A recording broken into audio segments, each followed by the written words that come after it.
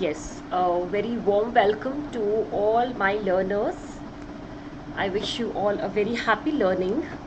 And let's get started today with Physiology Recall session of May 2023.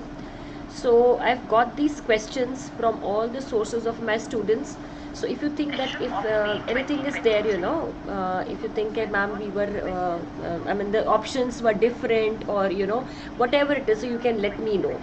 So you can just let me know अगर आपको लगता है कि ma'am ये option नहीं था, वो ऑप्शन है, और whatever more questions were there, so please enlighten me with that, right? So let's get started without wasting time, and this is your mentor, Dr. Reena Kaur. Chalo. Now the first question which was asked to us was, which amino acid is not used for synthesis? देखो अभी ये बहुत important है कि which amino acid was not, is not used, okay? Which is not used, this is something very important. यहाँ पे हम लोग कई बार गड़बड़ कर देते हैं, that we really don't realize that this word not has been used. So be very particular when you are reading the question, कि question में पूछा हुआ है कि which is not used. The options given are tyrosine, phenylalanine, tryptophan and glycine. Yes, anybody would like to answer? All those who are watching, कोई any बच्चा who would like to answer? क्या होएगा इसका correct answer? ठीक है. So I'll give you an explanation. Let's do one thing. Let's classify the amino acids. Let's classify the hormones. So there are two different ways of classifying the hormones. So let's get started with the first one, that is depending upon their chemical structure. That is the question being asked. So you can classify the hormones as protein polypeptide hormones, right? Protein polypeptide hormones, you can classify those which are formed from certain amino acid. Third, you can classify those which are steroids. Now the amino acids which are considered, that is your tyrosine, phenylalanine, they all belong to a same group or a same family, which are important in the synthesis of dopamine and catecholamines. And you know that when you iodinate your tyrosine, right, when you iodinate your tyrosine, you get your thyroid hormones, that is T3 and T4. As far as tryptophan is concerned, it is nothing but your 5-hydroxytryptamine, that is your serotonin, right? So the correct answer over here is glycine, that is glycine is not used for hormone synthesis, right? Glycine is not used for hormone synthesis. So is there anyone with any doubt? Now, when I am classifying the hormones, what is the necessity of classifying these hormones? You will understand this in the next question, which was also related to endocrines. Remember, the general aspect of endocrine is very important. मतलब you study case histories and you study the clinical side from medicine, but जो first chapter है आपका endocrines, whether you are studying from Guyton or whether you are studying from Genong, where you've been given the classification of hormones, their receptors, their mechanism of action, is the most important chapter, must be studied by every student who is preparing for MCQs. Abhi, the first categorization of the hormone is the protein polypeptide hormones, which are PPP.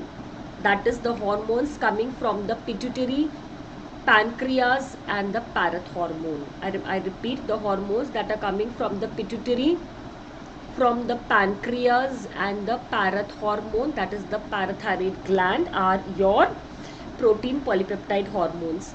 One of the very important feature of these hormones is that they are always synthesized as biologically inactive peptides, okay? They are synthesized as biologically inactive peptides, and this processing is done in the endoplasmic reticulum and in the Golgi apparatus. That means if I consider insulin will never be synthesized as insulin. It will be pre-proinsulin, proinsulin and then insulin. So that is what is pre-processing which is an example of regulated exocytosis, okay? It is an example of regulated exocytosis. Then the amino acid tyrosine, as we've already considered, amino acid tyrosine, which is there and synthesizing your amine hormones, right? So if it is only tyrosine, you remember of the thyroid hormones, but the amino acids others which we have covered. Steroids are all the hormones which are derived from the common precursor, that is cholesterol. So this is not only going to be your sex steroids, that is estrogens, progesterones, testosterones, hormones coming from the adrenal cortex, that is cortisol, right? The aldosterone, and please remember vitamin D also coming into this category. So this is one way how you can classify the hormones depending upon their basic or their chemical nature. Now with the next MCQ which I'm going to look forward, I'm going to take you the other classification of hormones. Now this question says that the next question which had come to us was regarding something which is called as JAK-STAT. So JAK-STAT is associated with which hormone? Okay, it is associated with which hormone? So first, what is this JAK-STAT? JAK-STAT is nothing but it is your Janus kinase. The options given were aldosterone, leptin, vasopressin or calcitonin. So anybody would like to come up with the correct answer? All those who are watching, anyone? Please come up with correct answer. Anybody? Yes, Sanidhya came with glycine. Very good. Please correct answer kya hai bolo, so that let me know which one. I mean that you are totally into the class mentally and physically. So JAK-STAT is associated with which hormone? Yes, Sanidhya. Okay. So the second way of classification of hormone is, now since you are not coming up with the answer, let me first teach you the theory of it a bit and then I'll let you know how do I get that answer. So the second way of classifying the hormones are group 1, okay, group 1 and group 2. So the group 1 hormones are lipid soluble hormones. Lipid soluble hormones. So because they are lipid soluble, you solve the second MCQ, that is their receptors will be inside the cell. That means intracellular receptors, which could be either in the cytoplasm or in the nucleus. Another very important property of the lipid soluble hormones is that they all are highly bounded to plasma proteins. So because they are very much bounded to plasma proteins, the half-life of these hormones is very high. So link this so that you are able to solve many MCQs. Instead of just, ratifying, there is no sense. Just try to link it. Lipid soluble intracellular receptors bounded to plasma proteins, so a half-life being longer. And because they are lipid soluble, they mainly have got a genomic action. So transcription, translation, that kind of actions these will have. On the other hand, if you consider the group 2, these group 2 are your water soluble hormones, that is your protein polypeptide hormones. Okay, so because they are water soluble or because they are the protein polypeptide hormones, they cannot easily penetrate the cell membrane. Therefore, their receptors will be on the cell membrane. Okay, their receptors will be on the cell membrane. So this is again very important, that the receptors will be on the cell membrane because they cannot easily permeate the cell membrane. The cell surface where there will be receptors, and they are not bounded to plasma proteins, so they have got a short half-life, right? So which are these? These are your protein polypeptide hormones, that is your PPP. Now what we've done is we've made our life a bit simple. How? See, you can classify these as group 2 hormones depending upon their mechanism of action as second A or 2A, 2B, 2C or 2D. That means any hormone which is using its second messenger cyclic AMP, or that is your adenyl cyclase, will be group 2A. For example, your calcitonin, right? Then 2B is any one which is using its second messenger cyclic GMP, that is guanyl cyclase. For example, your ANP, atrial natriuretic peptide or nitric oxide. Group 2C is someone who is using IP3 or DHG, or that is calcium, which is for example cholecystokinin, and also when ADH, that is vasopressin, is causing its vasoconstrictor effect. And enzyme linked, these are those set of hormones which are actually not using second messengers, right? These are not using second messengers, but these are those which are using certain enzymes to bring about their action. So this leads to me to another MCQ, that is group 2D, which are not using second messengers and enzymes.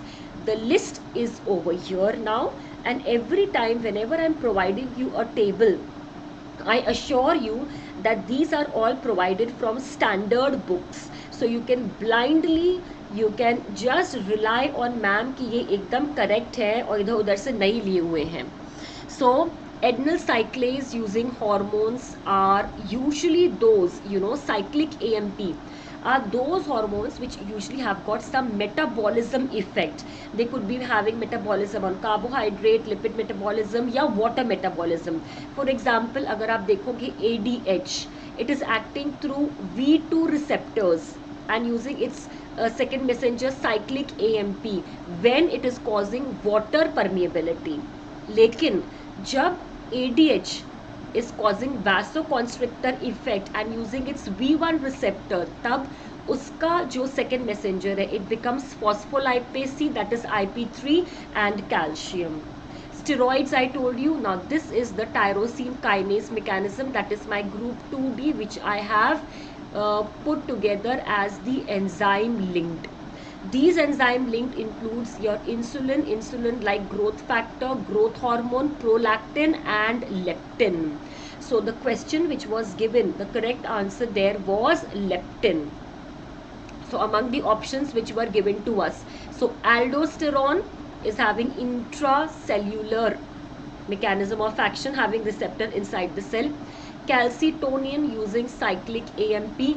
Leptin is the one which is using Janus kinase. So जो leptin होता है, the signaling of this leptin occurs through a tyrosine kinase of the Janus kinase family, JAK2.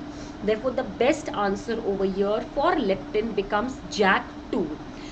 Again I'm emphasizing, and many a times I have told you, that mechanism of action of hormones is something which is to be studied very very very nicely, because this is must known topic or a must known competency.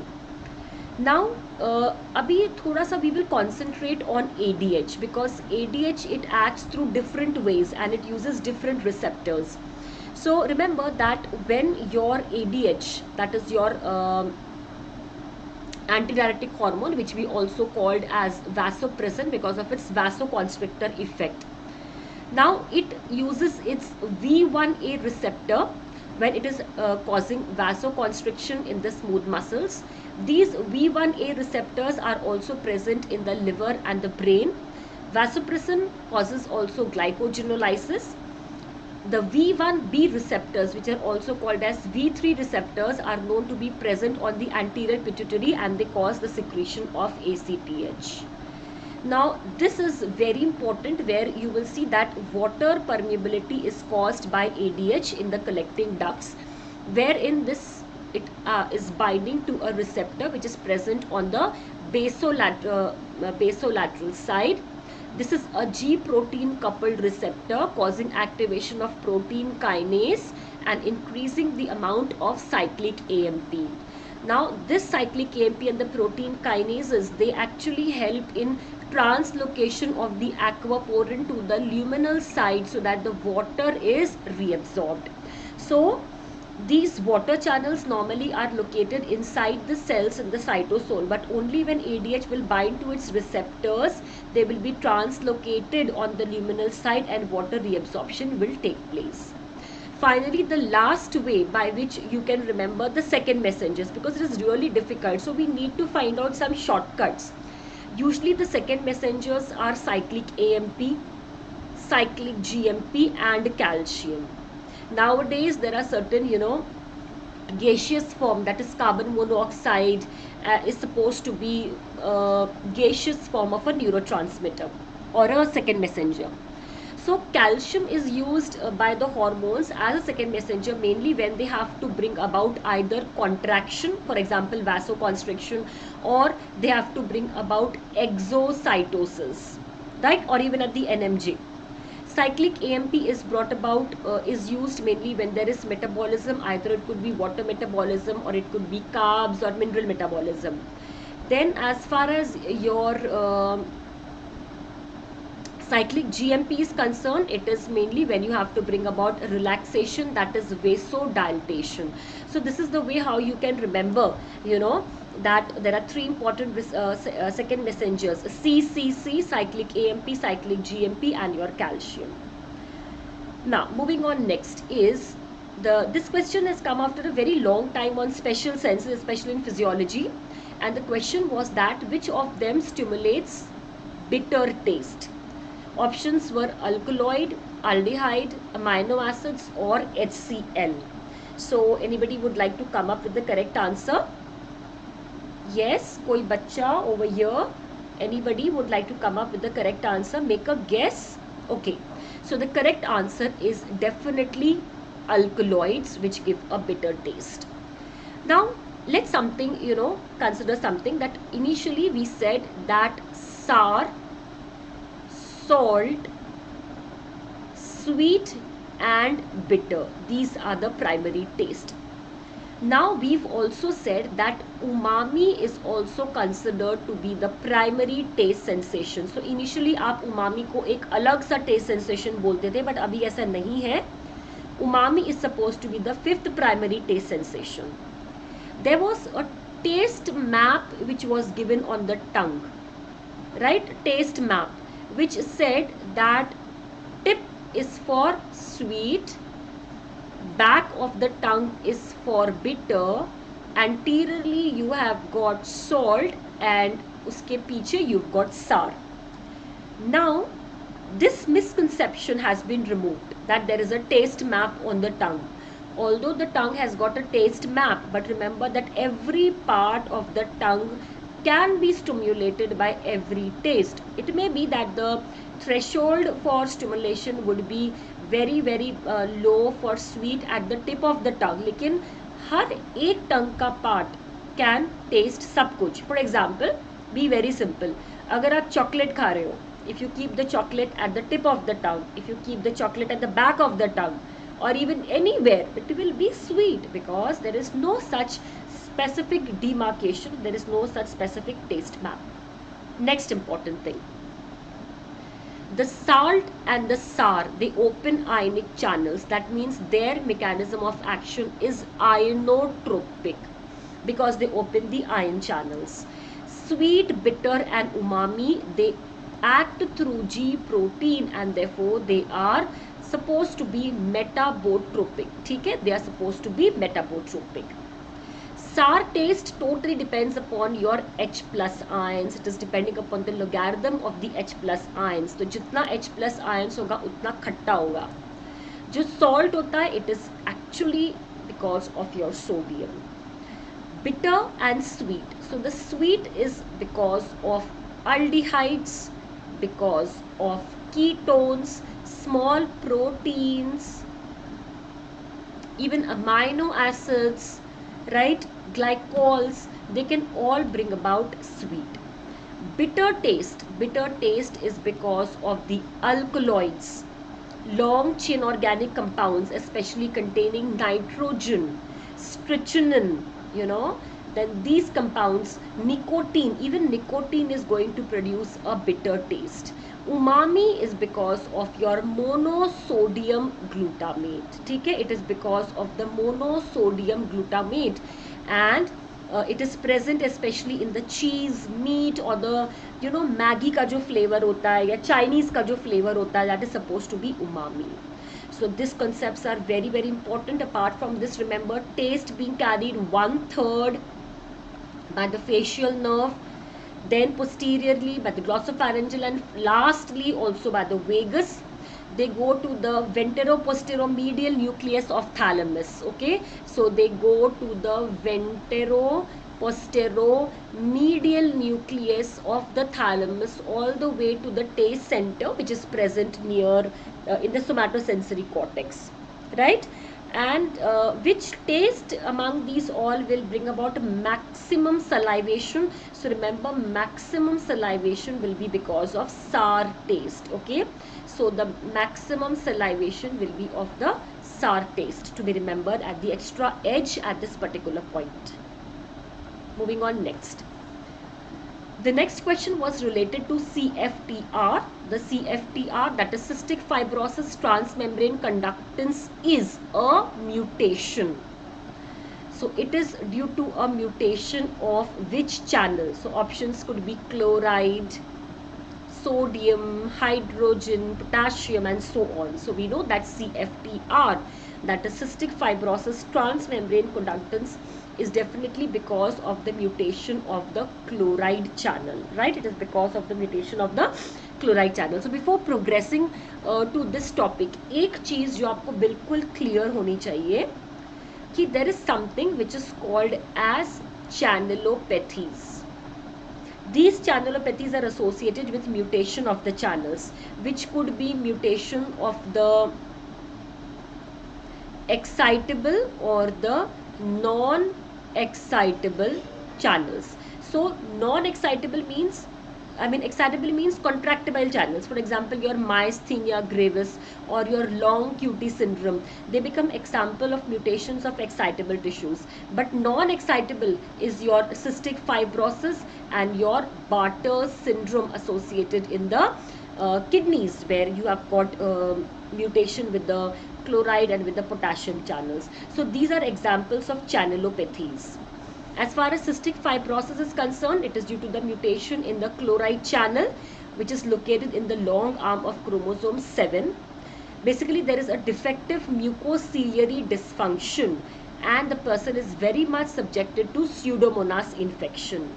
Also remember that when you speak of this chloride channel, okay, you must also remember that it is associated also with the pancreatic juice secretion, because this channel regulates the movement of chloride ions into the lumen.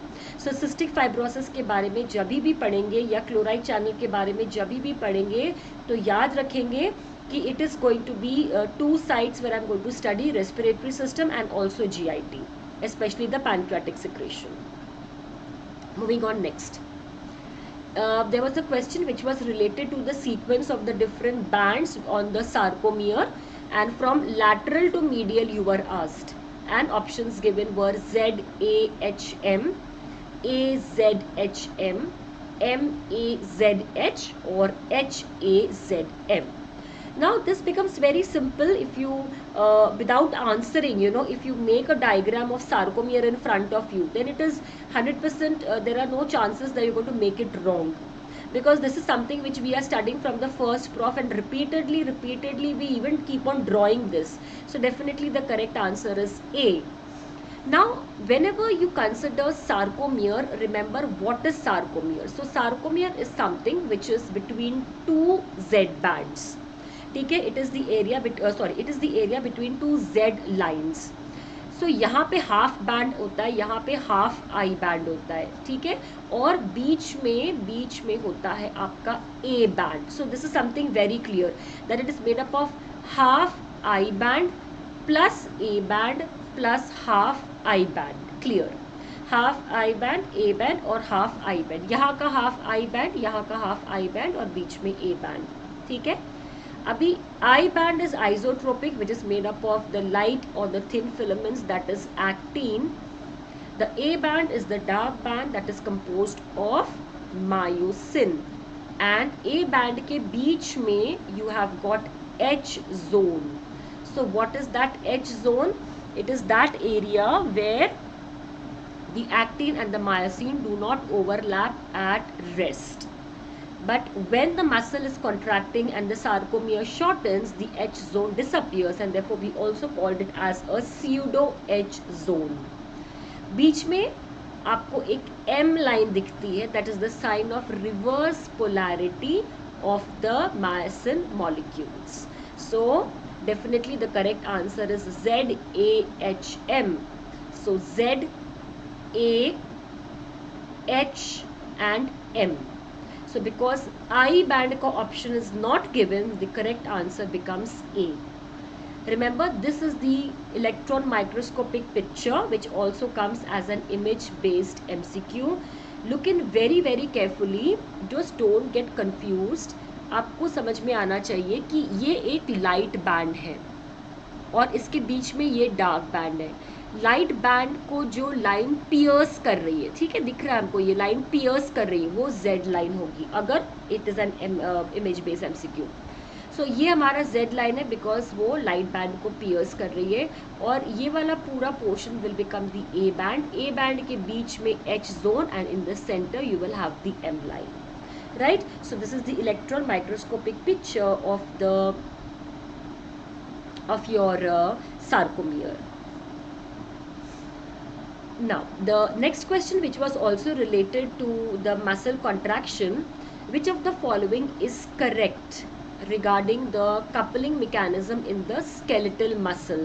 So दो चीज़ें ध्यान में रखनी है. एक चीज़ correct क्या है, second कौन से मसल में. So it is in the skeletal muscle. ठीक है. Now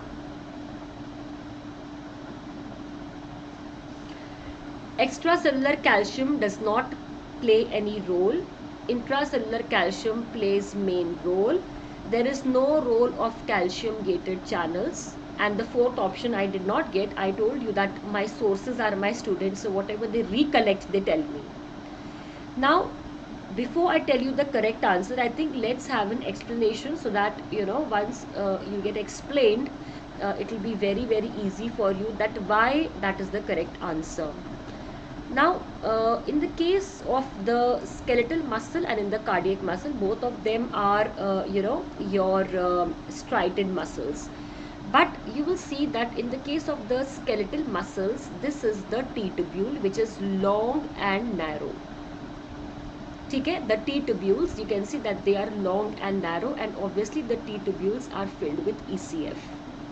On either side of the T-tubules we've got our L tubules. So this what forms a triad: L tubule, T tubule or L tubule. This is what is forming the triad. Skeletal muscle में जो ये triad है, ठीक है, this is 2 per sarcomere or 2 to 3 per sarcomere, and इस triad के नीचे you will get AI band or you will get a junction of AI band. On the T-tubule you have got these DHP receptors. These DHP receptors are voltage sensors. So this I am speaking of the skeletal muscles because this will give you the correct answer. And on the L-tubules, these are your ryanodine receptors, which are not voltage gated channels. Now as the action potential will travel, it will open this voltage gated receptors. This voltage gated receptors, the DHP receptors, which are the voltage sensors, will just behave like a lock and key mechanism and bring about a conformational change and open the ryanodine receptors, which will pour out the calcium, and the calcium will then bind to troponin C. That means the entire calcium which is required for the muscle contraction in this case of the skeletal muscle is coming from the ICF. That is, the calcium stores are coming from the L tubules. These L tubules also has got a calcium binding protein that is called as chaliquestrin. So the entire source of calcium in the skeletal muscles is ICF, and therefore the correct answer over here is intracellular calcium plays the main role. Okay, the correct answer is intracellular calcium plays the main role. This is the correct answer. ठीक है, क्योंकि यहाँ पर जो आपके DHP receptors हैं, जब वो खुलते हैं, they are not releasing any calcium. They are not releasing any calcium. जैसे ही वो खुलेंगे, they will behave as a lock and key phenomenon, and they will open the ryanodine receptors and pour out calcium. If you compare the same thing to your cardiac muscles. तो cardiac muscles में आप देखेंगे that the T tubules are like this.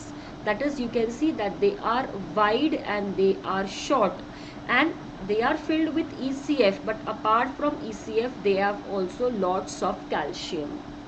And उनके भी बाजू में you will get these L tubules.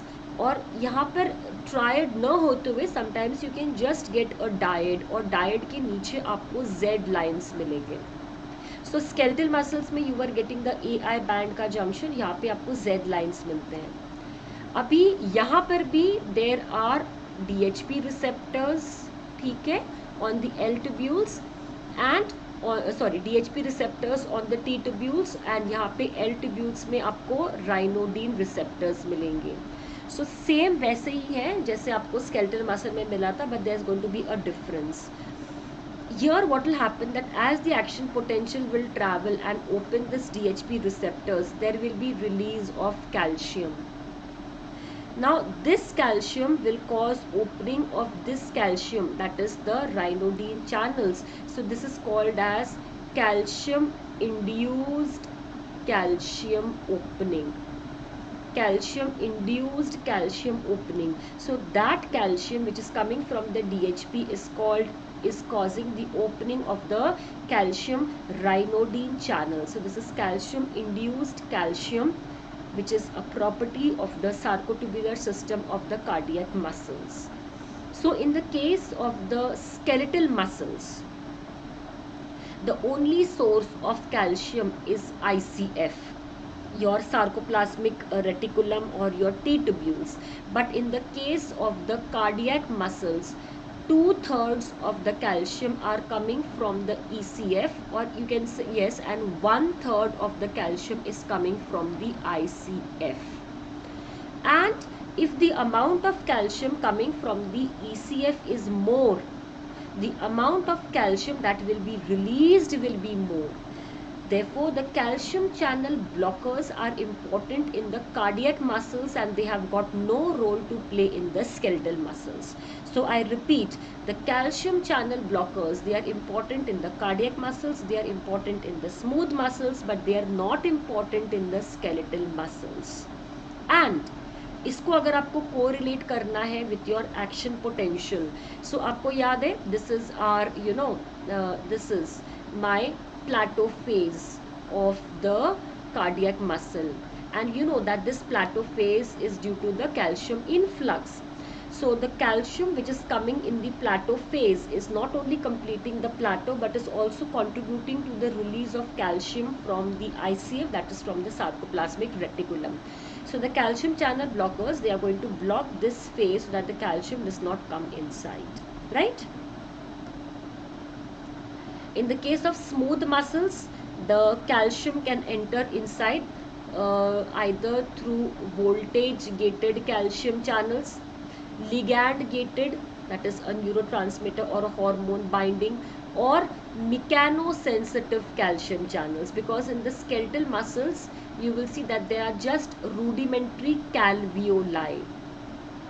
They are the existence of the rudimentary T tubules. They do not have a extensive sarcoplasmic reticulum, so the smooth muscles are totally depending on outside calcium, right?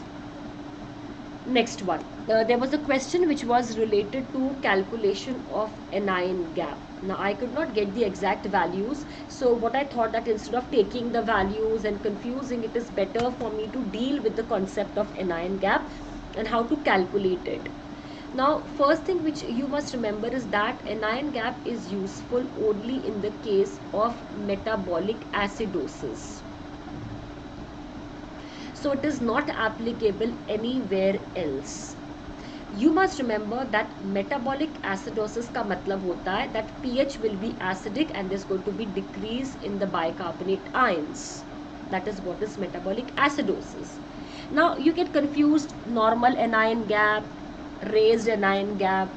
So theoretically it is said that the total number of cations, okay, the total number of cations should be equal to the total number of anions. ऐसे हम बोलते हैं कि जितने हमारे अंदर cations होते हैं उतने ही anions होना चाहिए theoretically. but this is in the case of the measurable ones. So what we are forgetting or what we are not taking into consideration is the unmeasured ions. And unmeasured ions में especially जो important होते हैं वो होते हैं anions, जिसको हम usually consider नहीं करते हैं because it is not needed.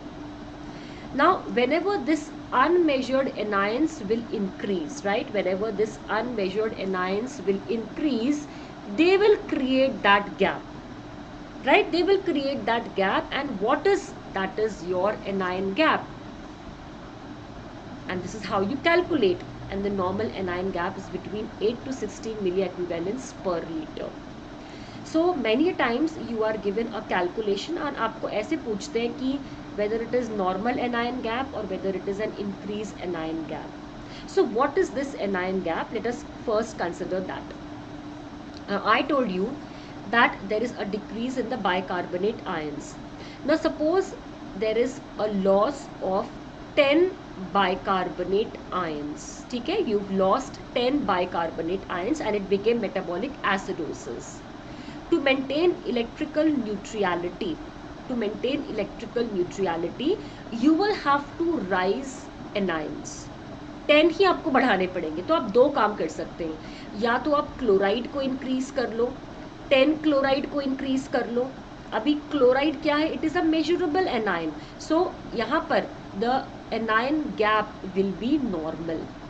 और अगर आपका क्लोराइड नहीं बढ़ता है और कुछ और एनाइंस बढ़ गए, if you created some other anions to be increased, then your anion gap will rise. So what is the concept?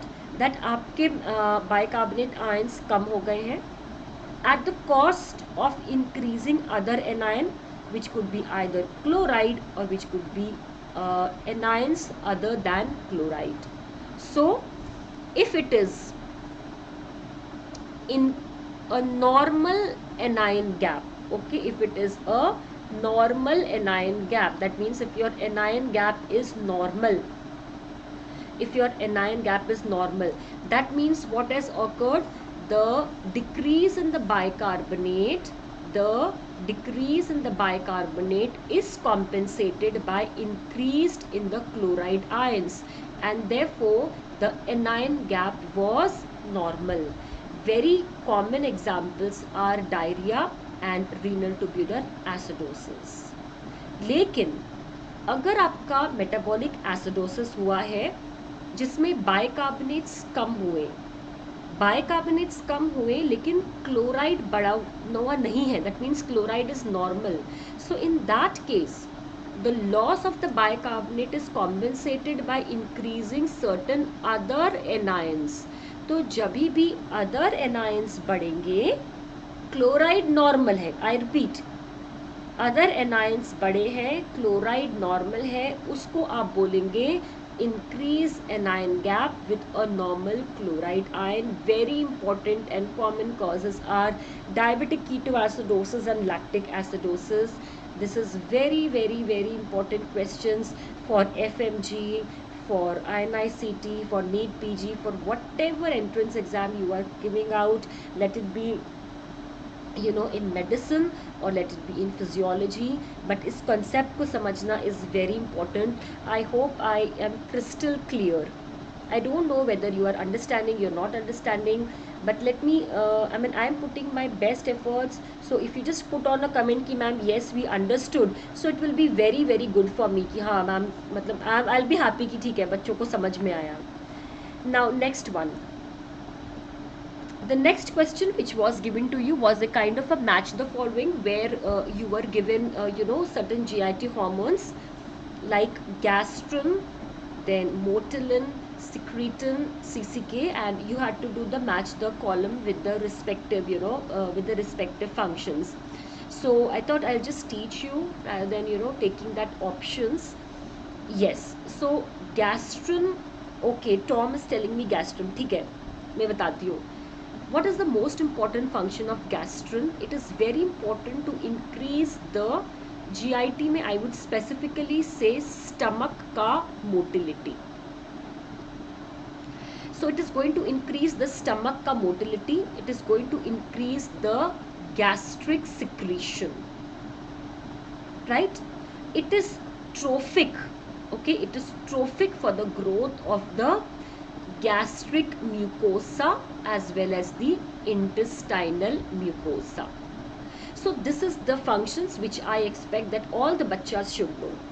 At the extra edge, I must remember that gastrin also increases the secretion of insulin. I must remember that gastrin ka secretion is increased by H. pylori, and therefore H. pylori causes gastritis and ulceration, right? Gastrin comes to a family of CCK because both of them, they follow or they have common receptors. It shows micro heterogeneity and macro heterogeneity, right? Now something very important is that gastrin का जो secretion है, it is increased by vagal nerve endings, है ना? Vagal nerve endings, when they will terminate on the stomach, they act on the G cells, they bring about the secretion of gastrin. But guys, remember that this action cannot be blocked by atropine, because this vagal nerve endings, when they have to increase the secretion of gastrin, they release GRP and not acetylcholine, because we know that the neurotransmitter of vagus is acetylcholine, but यहाँ पे it is GRP, that is gastrin releasing peptide, which will then bring about the increase in the secretion of gastrin. So इस बात को बिल्कुल याद रखो कि हमेशा वेगस जो होता है it causes acetylcholine, but यहाँ पे it is causing GRP. ठीक है? Now next is your motilin. This motilin is very important for MMC, that is migratory motor complexes, which are interdigestive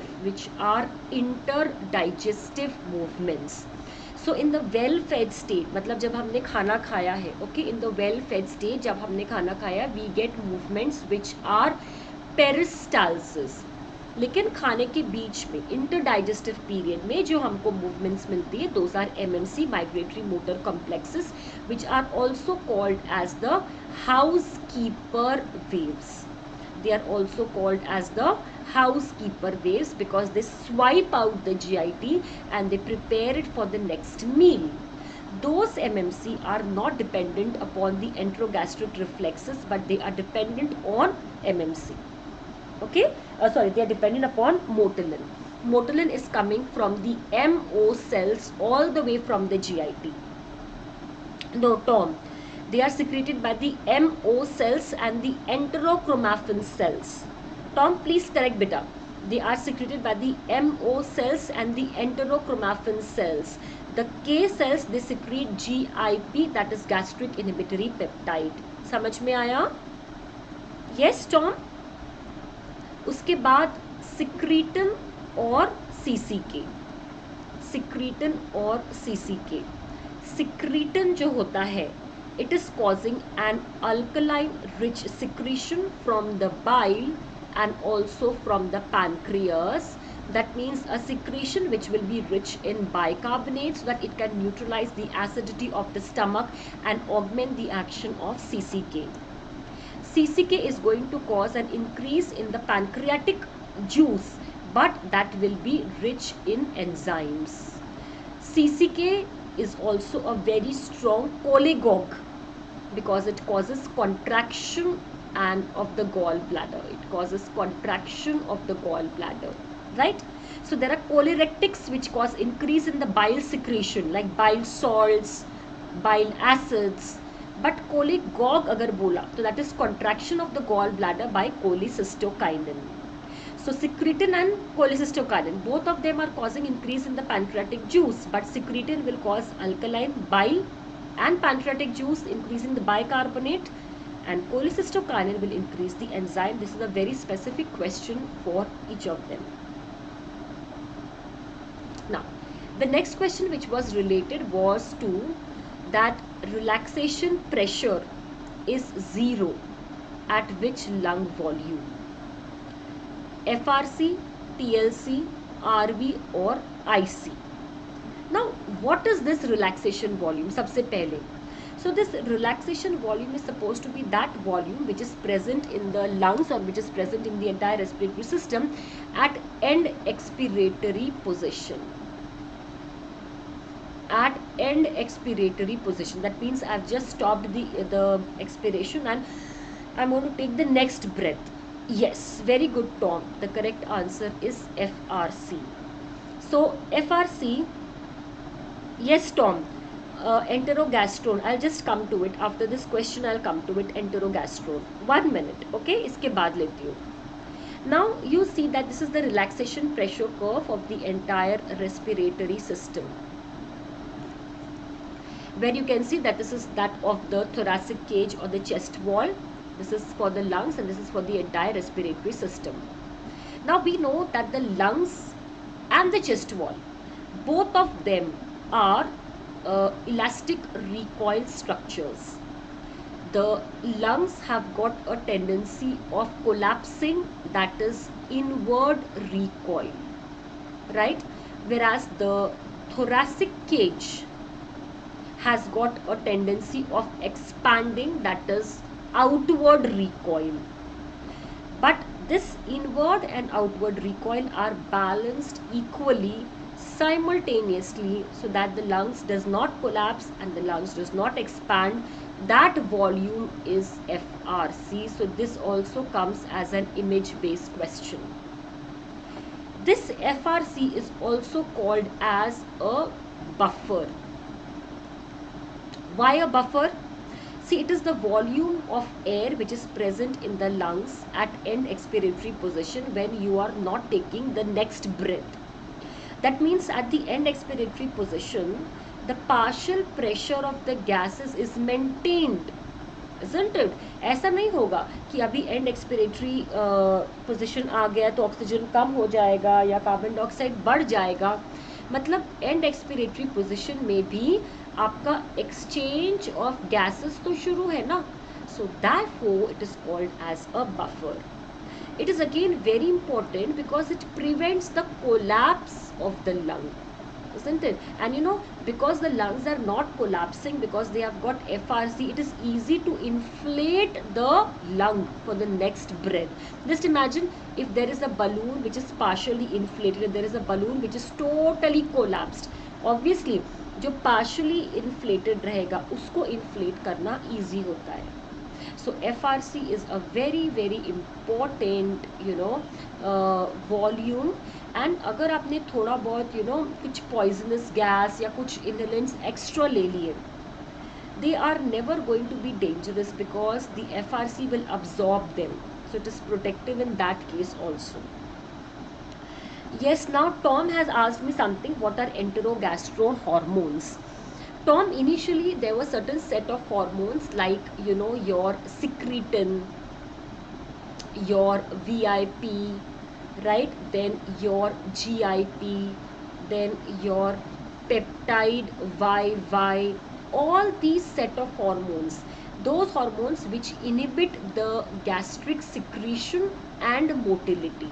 So these were the set of the hormones which are decreasing the stomach का motility and secretion. So पहले ऐसा कुछ identify नहीं हुआ था कि यार ये सिक्रीटिन है या ये GIP है या ये पेप्टाइड YY है. So उसको टुगेदर हम बोलते थे enterogastrones. So when we say that the gastric secretion is decreased by a group of hormones, that is enterogastrones, and by the enterogastric reflex all the way coming from the duodenum to the stomach. So when these hormones were individually identified, now they are called as so and so, and therefore this enterogastrone is an obsolete term now. So we are not using this term enterogastrone, but these were the list of the hormones when they were not identified individually, which were known to decrease the stomach का motility and उसका secretion. समझ में आया Tom? Yes Tom, did you understand beta? Now the next question which was given was something. The next question which was given was something which was on the Wind-Kessel effect. Wind-Kessel effect is not shown by, again if you don't read the word not, you will be in problem. Aorta, subclavian artery, common carotid artery और radial artery. अभी what is wind Kessel effect? ठीक है, this is wind Kessel effect. Stretch during systole. Yes, Tom, very good. Stretch during systole and recoil during diastole. So stretch during systole and recoil during diastole, which is a property of big arteries which have got large amount of elastic tissue. Okay, which is a property of big arteries having large amount of elastic tissue. So when it is systole, there is lots of kinetic energy provided by the left ventricle itself and the blood can just rush. But during diastole, as they recoil back, okay, as they recoil back, what they will do? There is a column of blood which is present inside, isn't it? There is a column of blood. There is a column of blood which is present inside the blood vessels. So when these arteries will recoil, they will recoil back against the blood. They will recoil back against the blood and the blood will flow. So they are actually responsible for the diastolic flow of blood or the flow of blood during diastole. And this is basically by the large arteries which have got more amount of elastic tissue. Radial artery mein there is more amount of the muscular tissue in comparison to the big arteries. So remember that this this brings me to another question, that you categorize the blood vessels as wind Kessel. What is wind Kessel actually? आपने खिड़कियाँ देखी होगी, Windows, जिनमें spring लगा होता है. So because of that spring they can open and they can close, है ना, उसको खोलना बंद करना नहीं पड़ता है. That is the wind Kessel effect. So wind Kessel, then you have got the resistance vessels which are especially your arterioles, your meta-arterioles, your precapillary sphincters, which are the seat of resistance. They have got large of muscular tissue and they have got smooth muscles and they have got rich sympathetic innervation. Then you have got capacitance vessels. These capacitance vessels are your veins which can accommodate large amount of blood. They are distensible without increase in the pressure.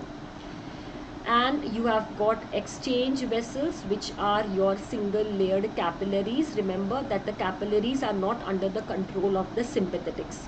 So if you have to decrease or increase the flow across the capillaries, it is just through the pre and the post capillary sphincters you bring about. And you have got AV shunts which are present at the tip of the nose, the fingertips, which mainly are under the sympathetics, where they bypass the capillaries and they are only important in cutaneous vasodilatation, cutaneous vasoconstriction, that is temperature. So classification of blood vessels, hemodynamics is very very important topic. So circulation में जब भी पढ़ेंगे hemodynamics के formulas, Ohm's law, the Poisson-Huygens law, उसको ज़रूर पढ़ना, right? Reynolds number, क्योंकि इस पर questions clinical based आते हैं. Now there was also a question which was related to Nernst potential. अभी मेरे को exactly question नहीं मिला कि Nernst potential पे क्या question है, बट मेरे को ऐसे समझ में आता है कि जो भी जनरल फिजियोलॉजी है या जनरल एंडोक्राइन वाला पार्ट है वो सच में बहुत इंपॉर्टेंट है. बिकॉज आप देखोगे कि लास्ट INI-CET में भी मैंने लिया हुआ है, 2 क्वेश्चंस ऐसे ही आए थे. One which was given an image based question where you were asked the cause between this C to D, and I have discussed that this was mainly because of sodium, है ना. उसके बाद एक और क्वेश्चन आया था that was related to this, potassium ions.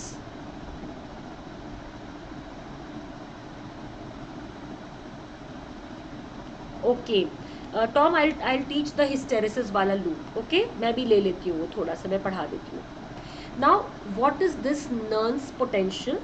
The Nernst potential is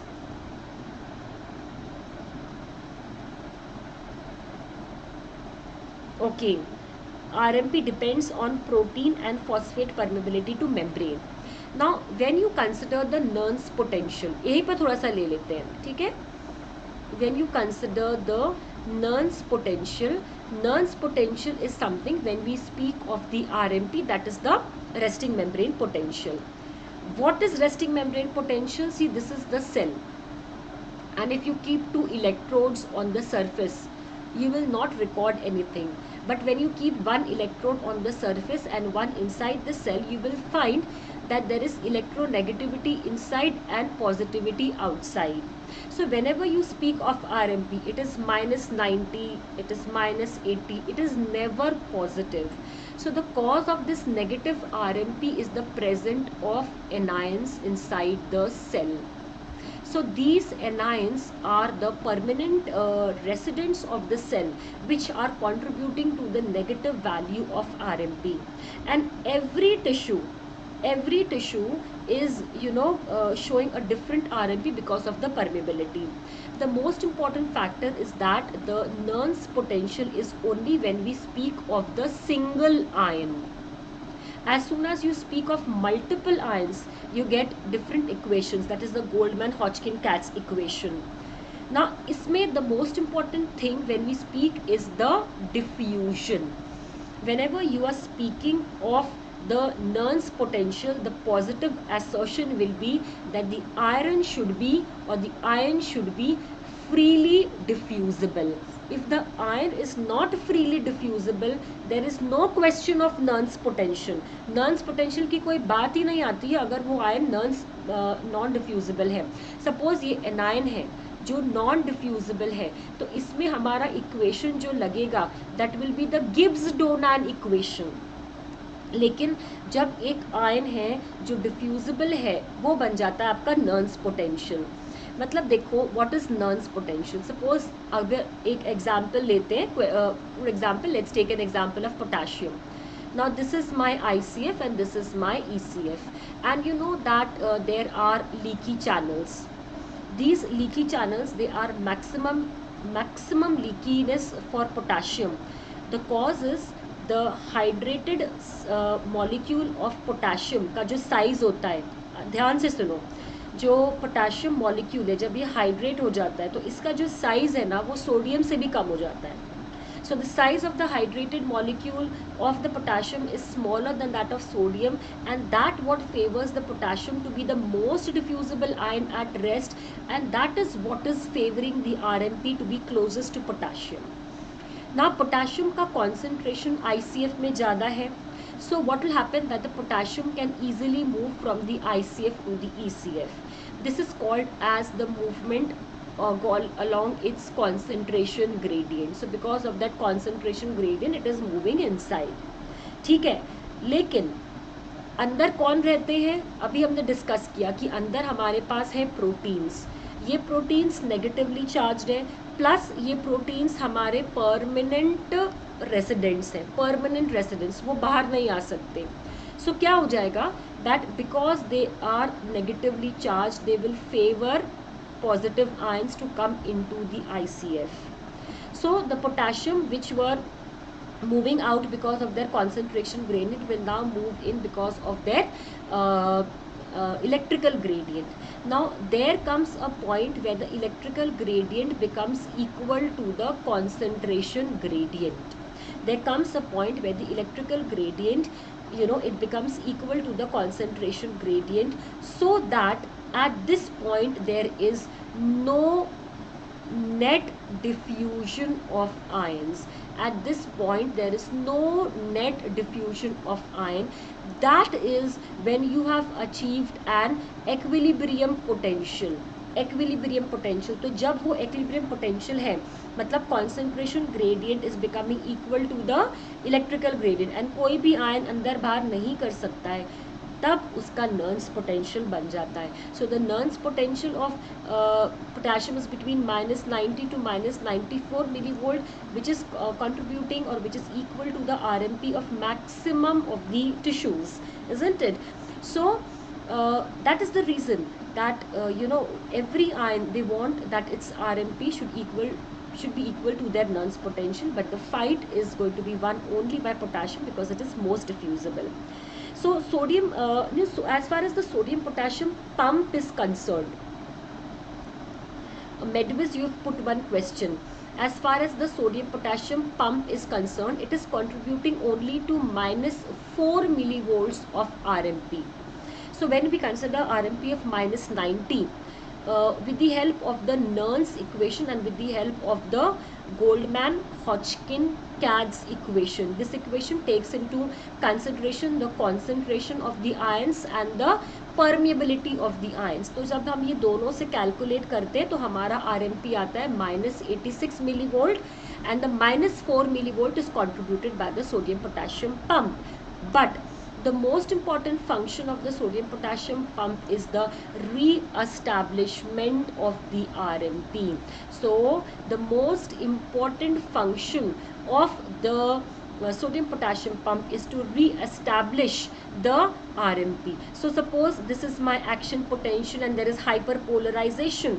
Hyperpolarization के बाद में क्या हो जाता है कि बहुत सारा पोटेशियम बाहर चला गया है एंड क्योंकि सोडियम चैनल्स जल्दी से बंद हो जाते हैं, सो सोडियम अंदर रह जाता है. Now you want that the tissue should respond to the next stimuli. For that next stimuli, it is very important that the sodium potassium concentration should become normal, जैसे पहले थे. So the re-establishment of the RMP is brought about by the sodium potassium pump. So if the sodium potassium pump fails, not only there will be a difficulty in the next stimulation, but then also the sodium will keep on accumulating inside, creating an osmotic effect, increasing the volume, and the cell will swell and burst. Medicine, समझ में आया बेटा? That re-establishment of RMP is the most important function of sodium potassium pump rather than establishment of RMP, right?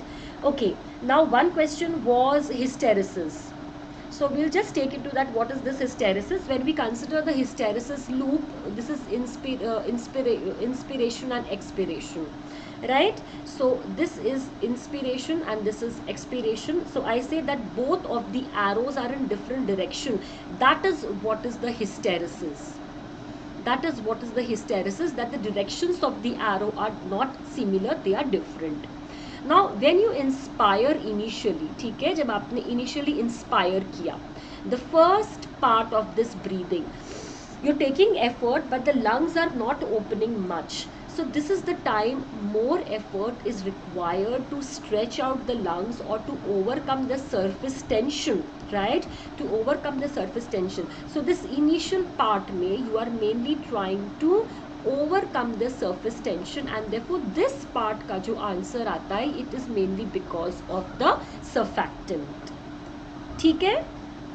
Tom, समझ में आया बेटा? कि beginning of the compliance में you have to overcome the surface tension and that is where you require the surfactant, and therefore initially even with the efforts the amount of inspiration or the amount of the stretching is not there. Right, so boys and girls, this is all for the day. I'm going to very soon plan a next session. Either it could be an FMG revision series or I'm going to just take few images and I'm going to teach through the images. If you like the session, please share, comment, like, and please let me know that what else you want from your physiology faculty. And don't take stress, study within physiological limits, and don't make your stress your distress. See, ups and downs are a part of life. Life is not going to end with one exam, right? There are so number of exams you have to give each and every day. So I think studying and giving exams is the least difficult part of life. Difficulties are more there as you grow up. So be patient learning and with a very optimistic approach that I'm going to be something one day. I'm already a graduate, I'm already an MBBS, I'm already an Indian medical graduate who's competent to serve the society. So just understand that you are competent to serve the society. You are an IMG, an Indian medical graduate. My best wishes, lots of love, and I come up with the next session very soon. Thank you so much. If you have got any doubts, you can just follow my group, Physiology Synapse to Success. Okay, Physiology Synapse to Success. You can personally message me on Telegram as Dr. Reena Kaur Group, so that if you've got any problem, I'll help you out. So that's all for the day, boys and girls. Thank you for your love and your patient learning. See you soon.